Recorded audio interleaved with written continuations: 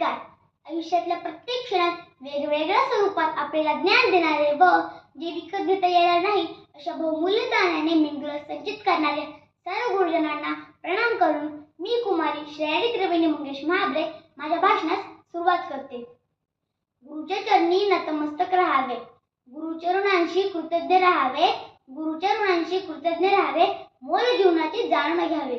चरणी त्यांच्या स्वर्ग पहावा, चरणी त्यांच्या स्वर्ग पहावा, चरणी त्यांचे नतमस्तक राहावे, चरणी त्यांचे नतमस्तक राहावे.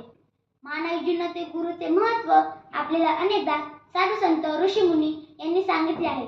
जरी बालकांनी आपला पहिला गुरु आपल्या आई-वडिलांना म्हटले असले तरी विद्यार्थ्याच्या सर्वांगीण विकासासाठी फक्त गुरु हाच एक कार्यरत असतो. यामुळे आपल्या भारतीय संस्कृतीत गुरुची महती काही अशी राहिली होते. गुरुर ब्रह्मा गुरुर्विष्णू गुरुर्देवो महेश्वरा गुरु साक्षात परब्रह्म तस्मै श्री गुरुवे नमः. अर्थात गुरुच ब्रह्मा आहेत, गुरुच विष्णू आहे, गुरु हे ईश्वराचे दुसरे रूपच आहे. अशा शुद्ध पौर्णिमेला गुरु पौर्णिमा साजरी केली जाते व याच पौर्णिमेला व्यास पौर्णिमा असेही म्हणतात, कारण या दिवशी आदिगुरु व्यास यांचा जन्म झाला होता. ज्ञानेश्वरांनी ज्ञानेश्वरी लिहिताना व्यासांचा मागोवा घेतो असे व्यास ऋषींबद्दल गौरवोच्चार काढले आहेत. ज्याप्रमाणे कुंभार एखाद्या मातीला चांगला आकार देऊन त्याचे मडके घडवतो, त्याचप्रमाणे गुरु हा मानवरूपी व्यक्तिमत्वाला संस्काराचा आदर्श घडवतो. आपण आपल्या जीवनात गुरुचे नाना विविध रूपे पाहिले आहेत.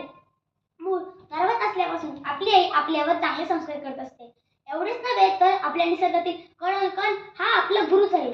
जसे की झाडे, फुले, फळे, डोंगरे, नदी, नाले या सर्वांकडून आपल्याला काही ना काहीतरी चांगले शिकायला मिळत असते.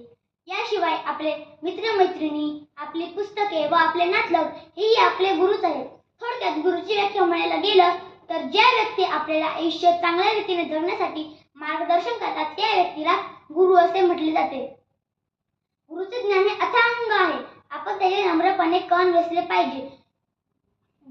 म्हणून आपण आपल्या गुरुच्या आज्ञेचे पालन करावे व चांगला अभ्यास करून आपल्या गुरुचे, शाळेचे, आई वडिलांचे नाव लौकिक करावे.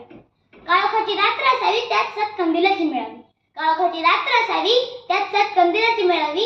देवारत्वात तेवत राहावी, देवारत्वात तेवत राहावी. माझ्या सर्व गुरुजनांना दीर्घायुष्याची शिदोरी लाभावी, दीर्घायुष्याची शिदोरी लाभावी.